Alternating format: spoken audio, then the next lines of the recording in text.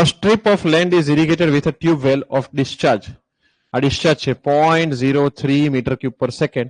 If infiltration capacity of soil is 3.6 centimeter per hour, F, then what would be the maximum area that can be irrigated with this tube well? તો શું છે area max નું formula તમને ખબર છે શું છે ભાઈ Q divide by F. Q કેટલો છે 0.03 metre cube per second divide by F કેટલો છે 3.6 સેન્ટીમીટર પર આવર છે ને એને કન્વર્ટ કરો મીટરમાં ઇન્ટુ 10⁻².